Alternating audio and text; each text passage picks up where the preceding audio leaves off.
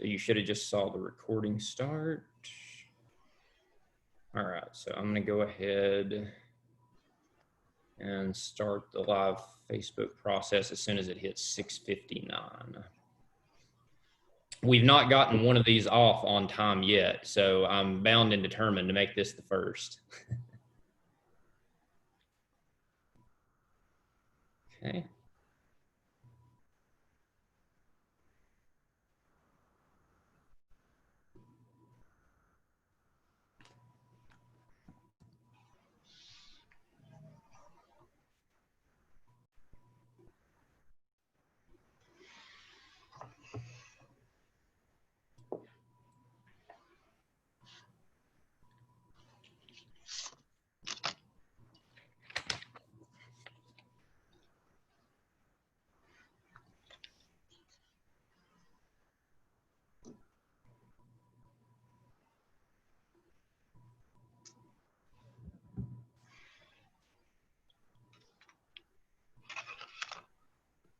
All right, and I'm gonna go live here in just a second, guys.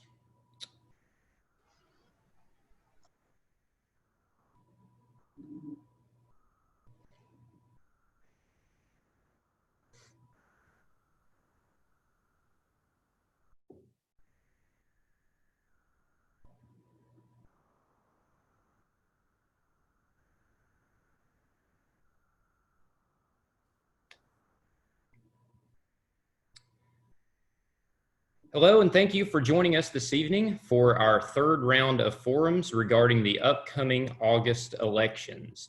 My name is Jordan Huffman, and I am the Vice President of the Donaldson Hermitage Neighborhood Association. With me tonight are the candidates vying for the Democratic nomination for the 52nd House District, Representative Mike Stewart and his challenger, Pastor James Turner. Before we get started, let's talk a little bit about the rules tonight. Each participant will be given 2 minutes to introduce themselves and will be given 2 minutes to respond to each question. A 1-minute rebuttal will also be permitted for each candidate per question. I will indicate when each candidate has 30 seconds remaining. So before we get started, let's get to know the candidates in their own words, and I'm going to turn it over to Pastor James Turner. All right, thank you, Mr. Huffman. Thank you for this opportunity to be a part of this great forum. And critical time here in Nashville and definitely here in the state of Tennessee. I'm James Turner, local pastor here in the city, New Hope Baptist Church, native Nashvilleian, product of the public school system. And I've dedicated my life to social justice, caring for the poor, a servant leader, and striving to empower the youth, and to commit myself to protecting our seniors, and just wanted to run. I call myself a progressive Democrat, and others call me that too. Is why I've been endorsed by our revolution of that particular platform to fight for what I've been fighting for, continue to fight for, affordable health care for all, expanding Medicaid, creating an economy that works for everyone. Wanted to invest in our public schools, to definitely fund the public schools fully, and to raise teacher pay, and to protect our seniors, and ensuring that we have government transparency. And I will be a consistent leader, and that's what I thrive on. That's what I've modeled and will continue to do in my leadership. I was past IMF president of the Interdenominational Ministers Fellowship, a civil rights organization from the 60s. And I was vice president and president. And we worked day in and day out, every week meeting for social justice issues and holding our public officials accountable. And so that's some of the reasons why I'm running. I want to take it to the state level, and I hope I can gain the vote from this conversation and earn the support from the city and district of 52. Thank you, sir. Appreciate that. Representative Stewart, how about you? Yes, Mike Stewart, state representative. I'm proud to say that I have been elected 3 times by the Democratic members of the House to be their caucus chairman. And in that role, I have the role of standing up to the Republicans in the House and pushing important Democratic priorities such as pushing for the strongest response to COVID-19 by the Lee administration, pushing for expanded health care, protecting and ensuring good pay for our teachers, and other important democratic priorities. And I think I've been very successful in that role. I think it's worth acknowledging that this has been a challenging year in this district and in Nashville. Obviously, we first had the tornado swept through East Nashville, Donaldson, Hermitage, causing tremendous damage. And all of us in the State House were involved in responding to that, responding to particular residents' concerns, providing relief for those people who had difficult insurance issues. And no sooner had we started to get the tornado response underway that then COVID-19 struck.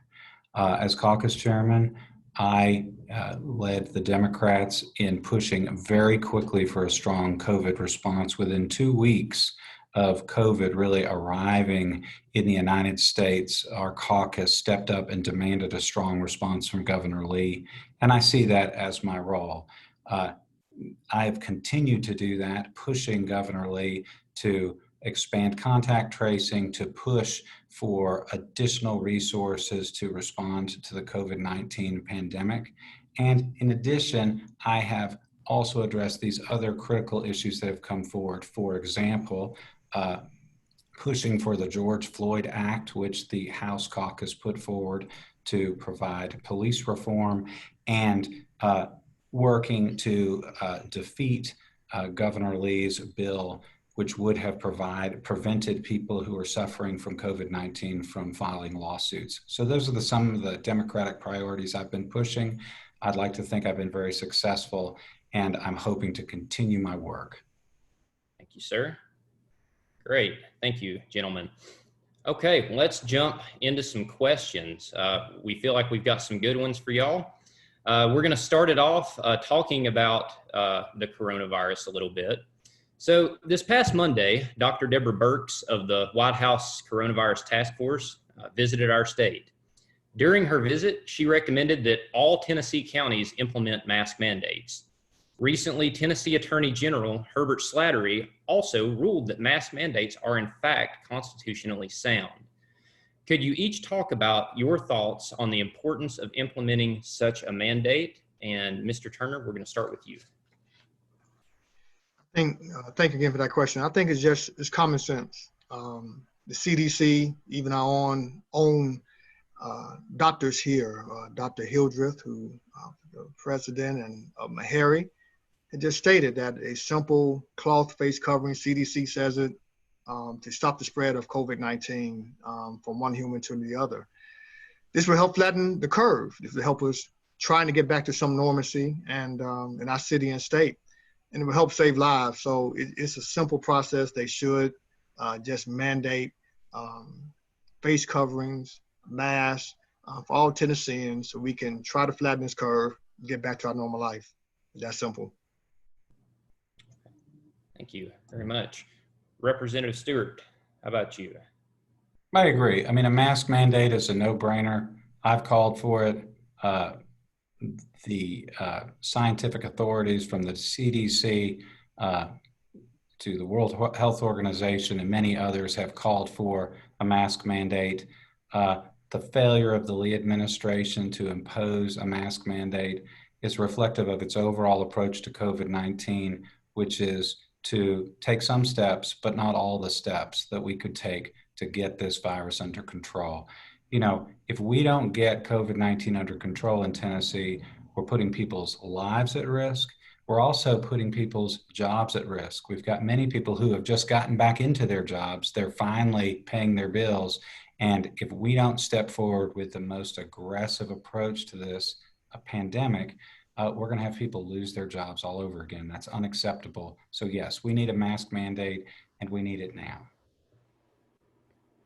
All right. Thank you very much for that. Moving on to the next question, and very much related to the first question, access to basic healthcare facilities. It's a huge problem that plagues our state. Residents in 17 Tennessee counties actually don't even have access to an emergency room. What action will you take to ensure that Medicaid is expanded in our state? And Mr. Stewart, we're going to go with you first. Well, I've been pushing for Medicaid expansion since President Obama passed the Affordable Care Act. And I have done everything I can, both politically and behind the scenes, to make that happen. Specifically, I've tried to expand our Democratic majority because we need more Democrats in order to push for expansion and other critical Democratic priorities.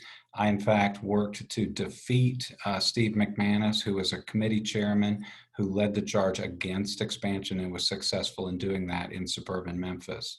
But beyond that, I and other Democrats have continued to make the case and make inroads with the Republicans. I'm proud to say we really saw some light at the end of the tunnel this year when Ron Travis, a Republican, filed an expansion bill.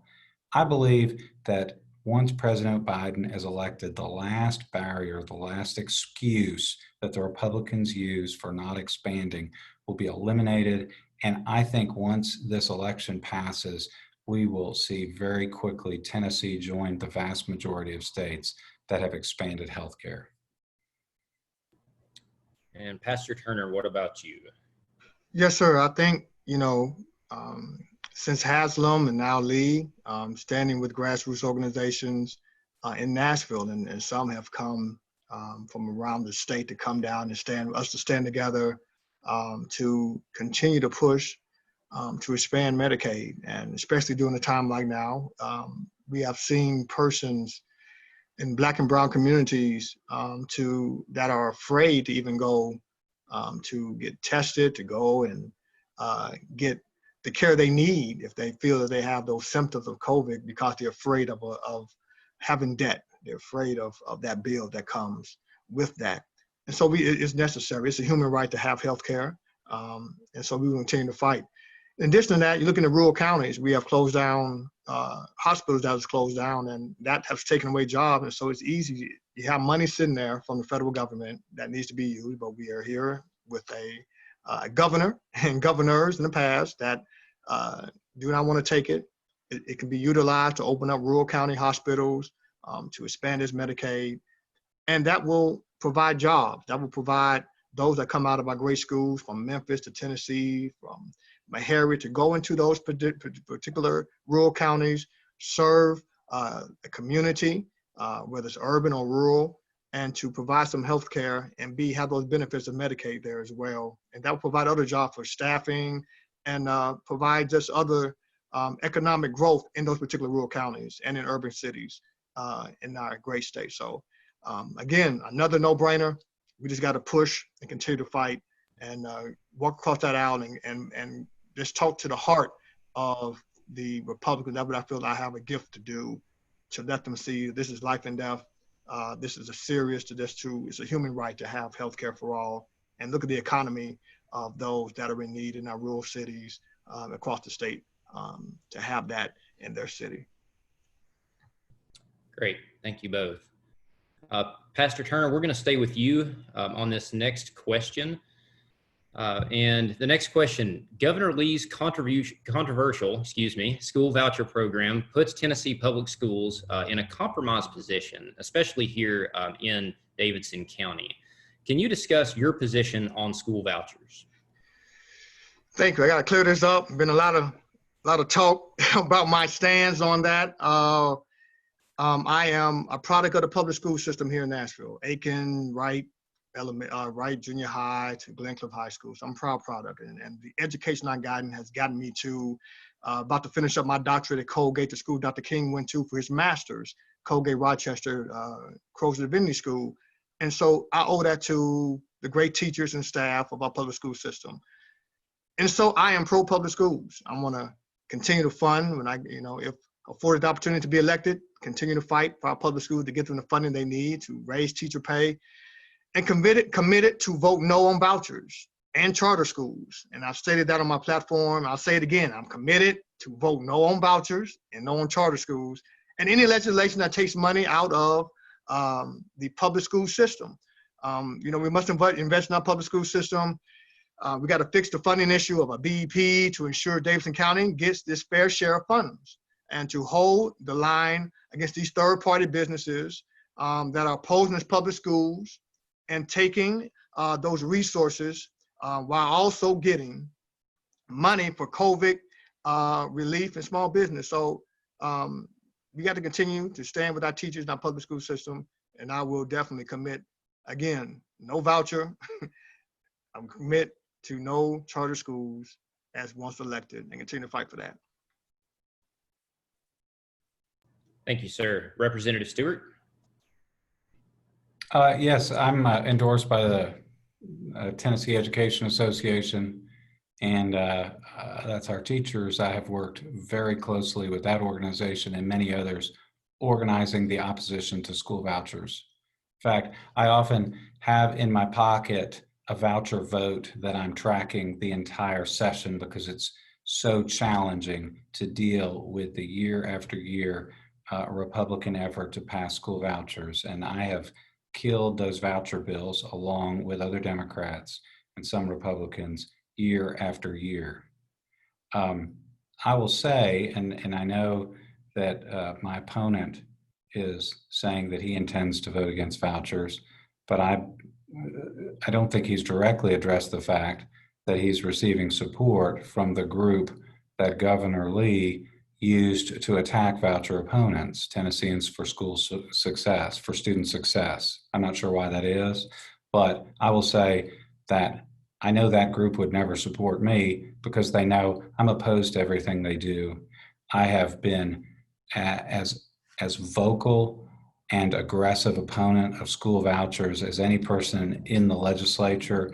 I've often had meetings at 9 o'clock at night for weeks at a time to block these voucher bills. And the same is true for critical bills that try to attack our education system in other ways, such as the Achievement School District, which is a failed effort to take over public schools, such as many of the very aggressive charter school bills.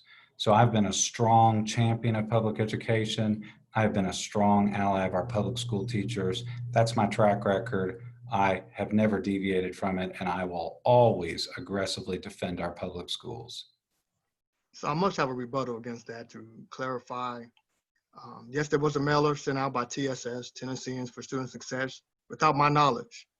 My financials, just like my opponent, are made public. So I have not received any funds or accepted any funds from TSS. And so, that particular argument, they know my stance. My website states clearly, I'm pro public schools. I'm a product of public schools. I will always vote no to vouchers. I will always say no to charter schools. That's my record.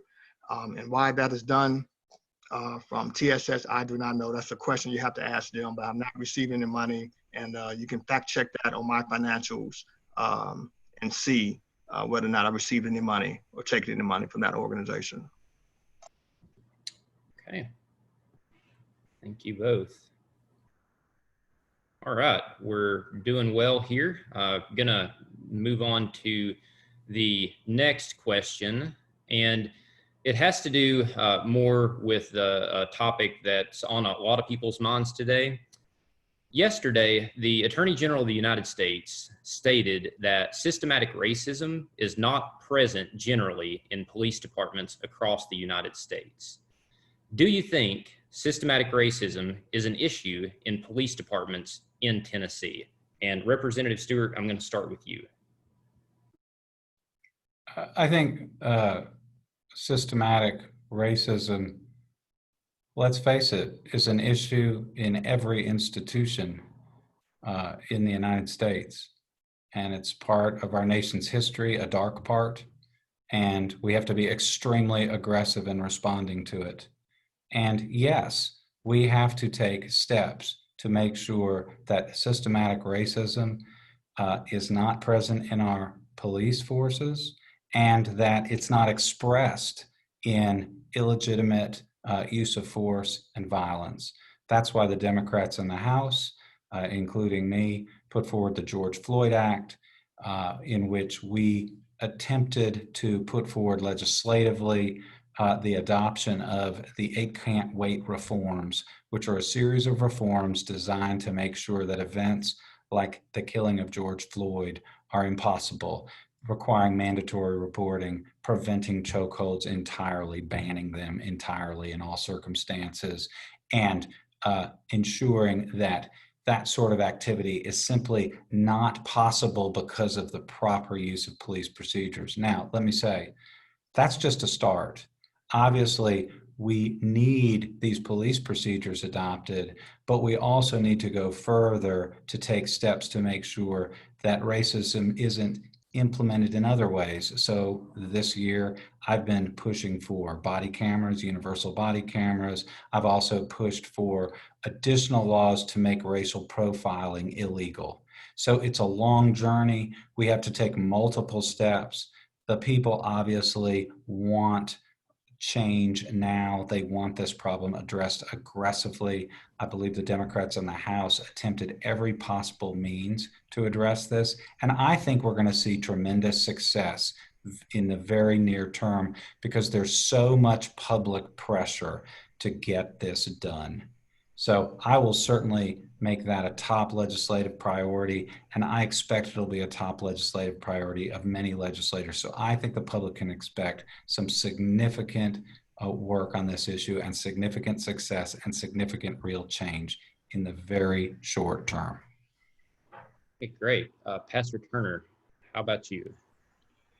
Yeah, you can, I mean, there is this systematic racism that rears its head in our police department. I'm an African-American male, and I have an African-American son. And so I do fear from looking at things that have happened across this nation in the city of Nashville. You look at that I've stood 2 years ago, press conference when Daniel Hambrick was shot and killed. Then months later, you look at Jaquez Clemens, who was shot and killed. And so we have issues that I've been calling for reform before George Floyd and standing with families who've been affected and complaints. That's why I've stood with the pushing the Community Oversight Board. I'm glad we have that. Earlier this year, before COVID hit, I stood with Representative John Ray Clemens and Vincent Dixie and Senator Gilmore. He passed legislation to go and have a deadline for the city to have body cameras. So the work I've done throughout the years, and we know that you look at the numbers of what recruits have come in to our city police department and across the state. Do we have any blacks? Who have been promoted? So we got to look at those type of numbers as well when you look at racism of qualified African Americans, black and brown, women as well, that can be promoted and are not. And so we have to definitely look at those numbers as well about the hiring practices, about promotion, and also change the culture. And I put out June 3rd a kind of suggestive legislation for the state to kind of take hold to.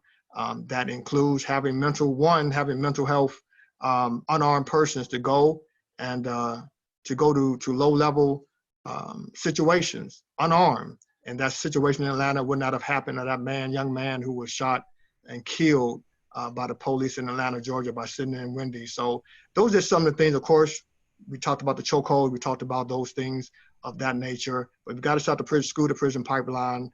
We got to reinvest some resources into some of those things, in addition to those chokeholds, in addition to those other legislative things to stop that police brutality across the state. Great, thank you. I don't have a rebuttal, but I have something to add, which is relevant. I do think it's true that you can't anticipate every type of expression of racism. And so one thing that a representative has to do is just recognize it and step up. So I'll give you an example. We had a glaring example in Murfreesboro where 5 Black children were arrested in their classrooms, some as young as 7 years old, for an incident that was something that any parent could take care of. And I saw that, I was enraged by it, thinking of my own children. and I immediately called for a federal investigation, a civil rights investigation, that led to the dropping of the charges against these children. And I just use that as an example. Part of being a representative is obviously just stepping up when you see injustice.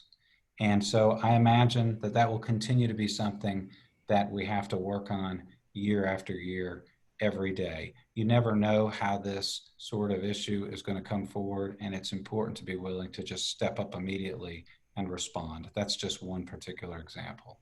Yeah, thank you very much. Staying on the subject of racism in our state, the Capitol Commission recently voted to move the bust of Nathan Bedford Forrest. Are there any other names of buildings, bridges, busts, anything else that you can think of that also carry on that legacy of things that may put others in just very uncomfortable positions? And Pastor Turner, I'm going to start with you on this one. Yeah, I mean, that is a start. And to take those symbols of hate that are very offensive to those, especially in the African American community, to those are descendants of slaves, know that hurt and that pain. And so, yes, that's one step of erasing names off buildings. We've seen universities, both private and state, have removed buildings, names of those that are very offensive to the African American community and those of persons of Black and brown as well. But that's just a start. We have to deal with the issue of systematic racism and call it what it is. And so we have to go deeper than just the symbols. You have to look at the economy. You have to look at the police reform and look at the culture. You have to look at the legislation that is being passed. And those are the things that also matter, in addition to removing those offensive busts and statues. Yes, they come down, but we got to crumble down all of those systematic racism that has been an oppressive thing to Black and brown communities, and to those who feel that. So yes, it is great to do that and is necessary, but we need some real change on the legislative side of things. And I would definitely go to the House and do that aggressively and really just continue my work in fighting for those things. And so you talk about economics, education, police reform, those are things that really matter in the Black and brown community, and then those who fight for civil rights and LGBTQ community as well. And you have to continue that fight. And so, again, push more than just monuments. You got to push legislation, and then we can work on having people to treat people right in the future. Representative Stewart. With respect to monuments, we still have a park named after Nathan Bedford Forrest. So I think that's the next step. That's just an obvious thing that needs to be changed. This is a person who is obviously not deserving of any honors in Tennessee. Quite the opposite. He's a war criminal, and we do not need to have a park named after him. Beyond that, we also need to address the legacy of systemic racism, and that is reflected, among other things, in disparities of income. So, for example, I've pushed for years for a $15 minimum wage. A $15 minimum wage doesn't solve everybody's economic problems, but it's a very clear and easy way to immediately start to balance out the incomes in our society. Similarly, as we've talked about, it's essential that we push for expanded healthcare. Our healthcare system is extremely imbalanced and unfair in Tennessee. It's a huge burden on working families who fall outside the existing federal programs.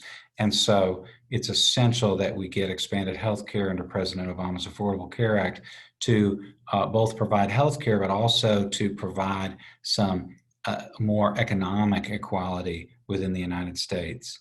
And yes, we have to have a broader approach of the sort the Democrats have put forward for years. You know, the Democrats, as under my leadership as caucus chair, put forward a Bill of Rights, and this was our priorities. And so it involved such things as expanded health care, as criminal justice reform, all of these priorities that would create a greater, more just society.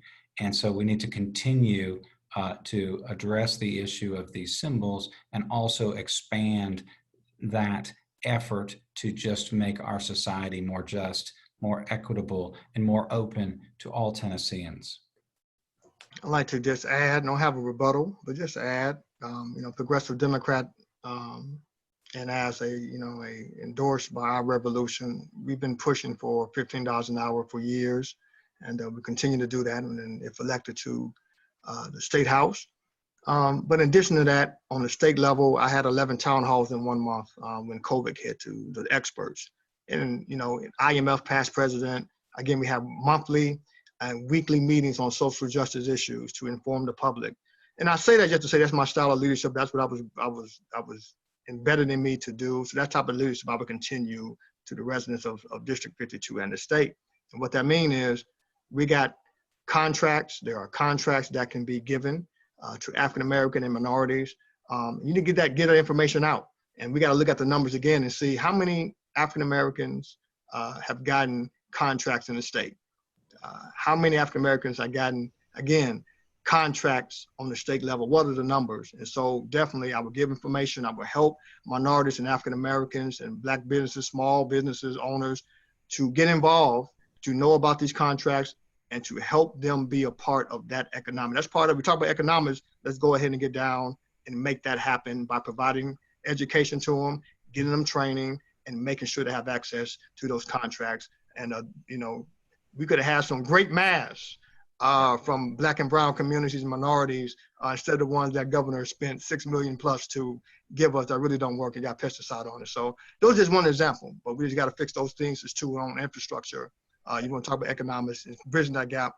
That's just one simple way that we got to do it. Educate the people and help them get the contracts on the small Black business owners here in Nashville and across the state. And I think that's a good time also to remind our viewers, for those that don't know, that the state of Tennessee is actually one of only 5 states that's not adopted a state minimum wage. And we're all 3 sitting here just talking about this, and it's just amazing, one of 5 states. It's a true shame, it's a struggle that all of our residents definitely deal with. If they don't, someone in their family absolutely does. So, okay, thank you very much. Moving on to the next question, and Representative Stewart, we're going to go with you first. Within District 52, there are many LGBTQ people that live within the district boundaries. How do you plan to represent the needs of this community in the State House in the next legislative session at a time when the legislature has continued to pass bills that have directly and negatively impacted them and their way of life? I'll just continue my work. I have been a champion, I believe, for LGBTQ citizens, and I try to be at the forefront of the effort to fight the slate of hate, which is all of the bills that some Republicans feel the need to bring to pander to their right-wing base. None of these bills have any significant meaning. They just attack things like adoption rights in order to curry favor with some very limited right-wing citizens. And they're terrible bills. They're designed to disparage and hurt our citizens, and I fight against them very aggressively. I'm proud to have received the Out and About magazine endorsement because of my work. I'm proud to have played a role working with the Tennessee Equality Project to file an Attorney General opinion, which, when granted, made Tennessee the first state in the South to recognize crimes against transgender citizens as hate crimes. I also worked very diligently to kill Tennessee's version of the bathroom bill. Many watching may remember the bathroom bill that was passed in North Carolina that led to all sorts of repercussions. We were able to kill that bill in Tennessee using an attorney general opinion, which I filed along with Representative Brooks. So I'd like to think I've always been a key ally to LGBTQ citizens and activists, and I will continue to do that in the legislature. It is one of my top priorities. I'm always willing to drop everything I'm doing to respond when any citizen's civil rights are imperiled. And unfortunately, in Tennessee, in the current environment, LGBTQ citizens are often those that are targeted by hate, by those who would push hatred and divisiveness. And I will always stand up to those threats. I will always fight them. I will always put all of my energy into trying to protect citizens' civil rights. Thank you, sir. Pastor Turner. Yes, sir. Again, I have dedicated my life to civil rights and social justice and fought, and will continue to remain an ally to the LGBTQ community, the transgender community, and that will not stop. And so, when if elected again to the House, I will continue to fight the slate of hate. I will continue to block discriminatory bills and hate bills for the LGBTQ community and the transgender community. And I will just become accessible and available to them, and to hear from them, and to invite them in, just talk, and continue to fight the good fight. Again, social justice and civil rights is for all, and that's what I've been fighting for and champion of, and so I will continue to do that, continue to be an ally that community. And again, my door will always be open for them, to invite them in, just like everybody I have in the past. And I appreciate all the support on the campaign and throughout my life. And I will continue again to continue to fight for civil rights for all and social justice for all. Great. Thank you both. Okay. Got a few more questions here. I'm going to switch to a question that involves our local government, but very much involves the state interference with the local government. And in recent years, the state of Tennessee has really tried to get involved in matters within Metro Nashville and Davidson County. Whether that would be the police advisory committee, whether that would be the marijuana decriminalization, whether that would even be vouchers like we talked about before. Can you summarize your thoughts regarding this ongoing power struggle? And Pastor Turner, we're going to start with you this. Well, I think when you have influence, or when you have some type of governance, especially at the state level, yes, there come times where the state does kind of can be overbearing on some things. And I just say I want to commit myself. I know a lot of the, if not all of the city officials from the mayor on down. And so with that relationship in the past and now currently with those that are new, we continue that relationship to talk about what's the vision, how can we help on the state level, whether it be funding, how can we work together? Specifically for District 52, we'll continue to work with those councilmen and women, see what their vision is, see what we can do, whether it's funding or influence, to come and just work together to make District 52 great and to make our city great. And I will continue to work with other officials that are in the Davidson County community, other Democrats, and to make our county, city, and state better. And so, and then when there's time where we just need to have a conversation, again, I will have my door open to have those conversations, to pick up the phone, to call the mayor, call the city council, to have a discussion on how we can help to make our city great, to make the state great. Thank you, sir. Representative Stewart. Well, as you point out, it's been a real problem. The state the Republicans that are currently in the majority in the State House have repeatedly stepped into Nashville's business and tried to interfere with our local officials. And for example, they did that when local officials tried to regulate Airbnbs.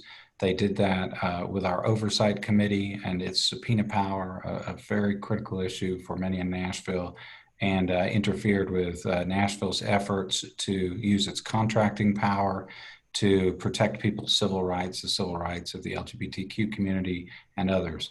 So we have council people in Nashville doing great things, coming up with all sorts of important priorities. And then we have Republicans in the state legislature, often who come from rural districts, often at the behest of lobbyists, trying to restrict them. We need to just continue to push back on that. I've fought all those efforts consistently.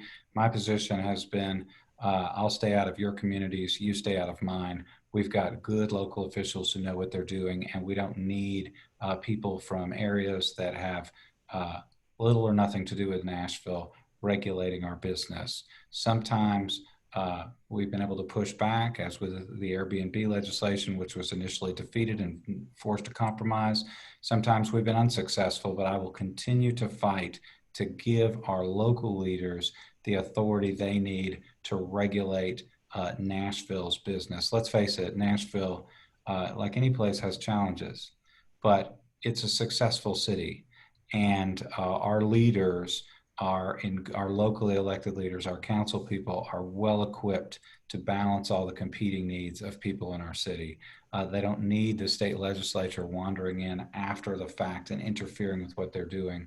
And I'll continue to fight the Republican majority to prevent that. In addition, as many know, I spend an enormous amount of time and energy as caucus chair trying to expand the Democratic majority. I have led successful efforts to defeat Republicans in Memphis, in Nashville, and in Knoxville, and we'll continue those efforts. And by doing that, we make it easier and easier to fight this sort of bad legislation by the Republicans. Great. Thank you both. Okay. Throughout this discussion tonight, we've talked about the COVID-19 pandemic in one way or another. It affects so many things. One way that it affects both of you, especially right now, is in regards to absentee voting. Absentee voting is up in record numbers in Davidson County. My question to you both is, should Tennessee move to a vote-by-mail system full-time? And if the state were to do that, what would the benefits and the challenges be to implementing such a system? And Representative Stewart, we're going to start with you on this one. I think Tennessee should move to a vote-by-mail system in the sense that it should be universally available. So people should always be able to vote by mail. It's convenient, it's safe, and it should be available to everyone, not just limited groups of people. And I think that's the trend in the United States, and I see no good arguments for not following that trend. Now, I don't think there should be any great movement to eliminate voting in person anytime in the near future. I know there are some states like Oregon where they have universal vote by mail for certain elections, and I'm sure that works well, but that's a big step. Many people in Tennessee are used to going down to their polling locations. We have a good system for that. So I think we should have universal vote by mail, but for the moment at least, allow the current system of voting in person to also continue. That's basically what we're doing now under the current court order, and it makes good sense, and we should make that the policy of the state. The Republican efforts to oppose voting by mail, universal vote by mail, reflect a broader strategy to limit people's voting rights. That's had a significant effect on people's ability to vote in Tennessee, where many people are disenfranchised by ID laws and other things. So having voting by mail universally available is one way we can fight back and give everybody a better opportunity to vote. And that should be a continuous effort on everyone's part in this state. Okay, great. Thank you, sir. Pastor Turner, how about you? Yes, we should have voting by mail. We should have voting accessible to everyone. We know the Republicans and other groups would like to just continue voter suppression. And I think you look back at the, what has happened even in Black and brown communities. That was what we were fighting for. Look at the life of John Lewis, was fighting for the right to vote for African Americans during that time of civil rights. And so, yes, we should, we have a current system. We should expand it. A lot of people like the in-person, but we need to expand it all in many more sites we can, to lower the wait time, to make it convenient and easy for someone to go in and cast their vote. And yes, vote by mail is more, can be easier. And those who want to go should have that right to want to go in person, but it should be made very quickly by just expanding locations, looking at early voting, expanding more locations during early voting times, and so people can get in and out, and they can cast their vote and exercise their vote. Great. Thank you both. So we've got one more question before we get to our closing statements. And this last question, it's a really, really important one for you both. And Pastor Turner, we're going to start with you. It's very, very simple. What would your legislative priorities be if you were elected to this office? I mean, there are a lot, right? Right now, we have to deal with this COVID pandemic. Again, I think Governor Lee, the Republicans, have failed to act to stop the spread by definitely just mandating masks, by just doing the right things. And they are forcing our teachers and students to go back to school during the pandemic. And that's what I'm saying. That's why I stood with our teachers the other day of dead kids can't learn and dead teachers can't teach. And stood with them if you roll by the mansion of our governor to express that. I stood with them and continue to stand with them. So that is very, these issues of COVID, when you talk about the need to expand internet, when we go virtual and people are going to work and have to work at home, and our students that have to learn from home, we got to make sure that internet is accessible for that. We got to urge that as well. We got to protect our workers who are going back and to make sure they have the benefits they need. We know we got unemployment issue. We got to continue to make sure that they get their funding. We understand, but we need to push for those that have to go back, make sure they get their benefits, make sure that they have the PPE gear when they go back to work and their prospective places. And then we have to, again, work on this police reform. We stated in the past, I won't repeat it again, and have to continue to fight for our social justice issues. That's just one of them, but there's so many that we have to deal with really at the same time.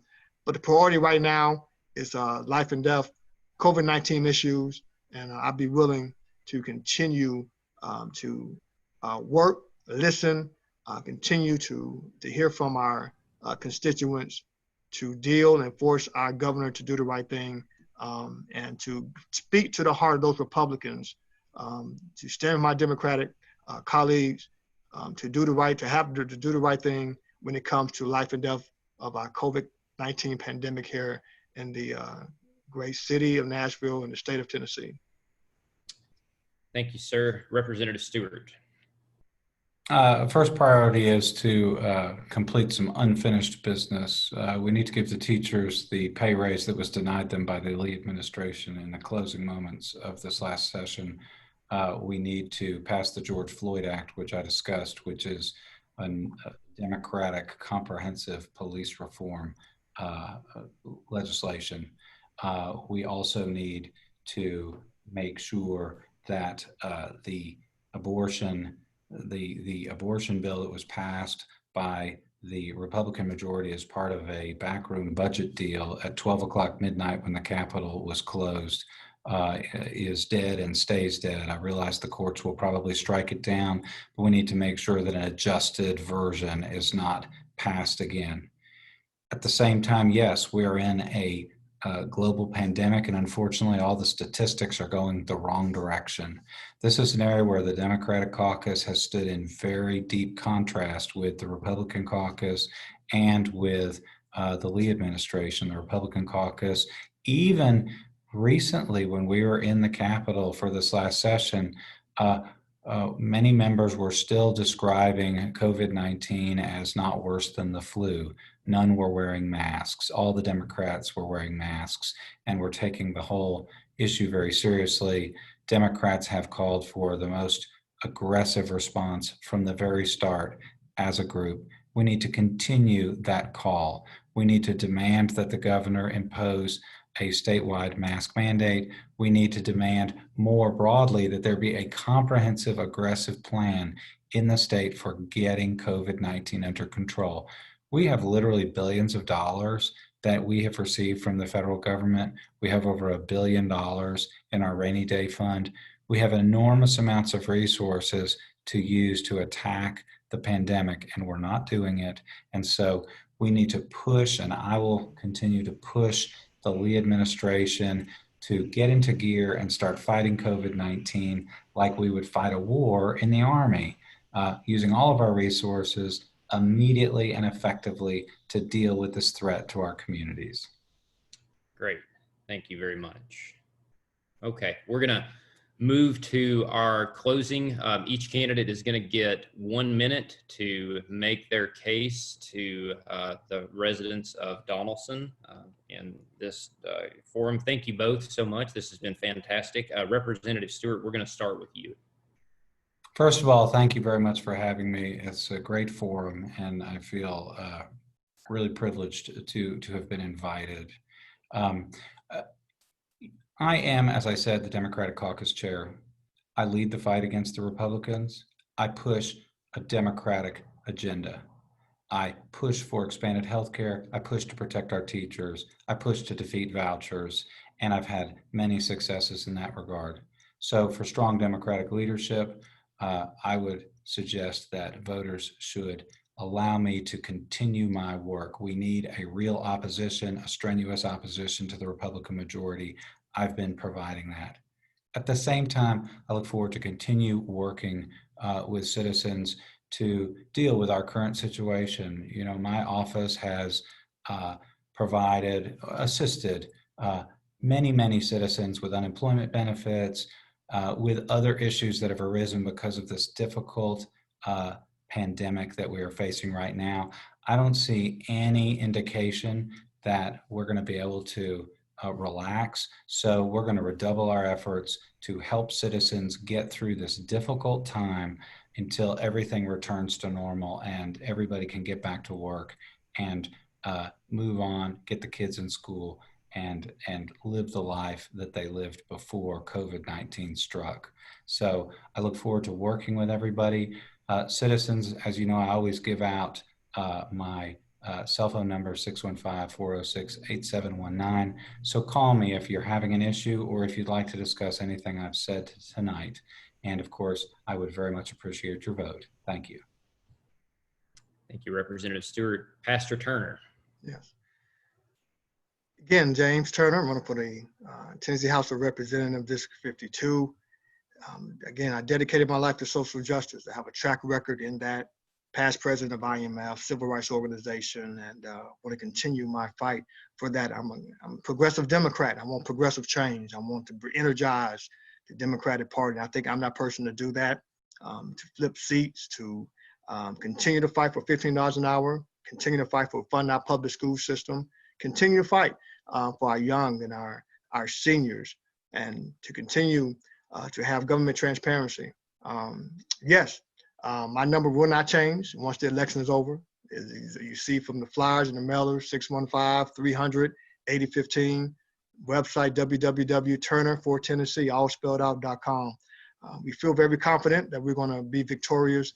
We feel very strong of the momentum that we have. I want you to just continue to join those that are listening. I ask for your vote. If you want change, a consistent leadership that will let you know what's going on a monthly basis and stay engaged with you, not just in times of popularity, but in times in between crises, that you will hear from me and have that consistency and engaged leadership. And I don't mind getting my hands dirty. Anyone who knows me from the school system to grassroots, my hands get dirty, and I would stand with you and work with you and be with you during times of the highest points of your life and the lowest points to get through this, especially during this pandemic. And so you can vote me in to be your next state representative, District 52, and you will have consistent, engaged leadership. So vote for change come August 6th. Early voting ends this Saturday, August 1st. God bless you all. Thank you, sir. I want to thank each of you for joining us this evening. What you're doing is not easy by any means. You both have ran outstanding campaigns to this point. I wish you both luck in your final push over the course of the next week. Also, thank you for watching at home as well. Please be on the lookout for our next round of forums as we move our focus to the general elections in November. Once again, my name is Jordan Huffman, and I am the Vice President of the Donaldson Hermitage Neighborhood Association, and I hope you have a wonderful evening. Thank you, guys.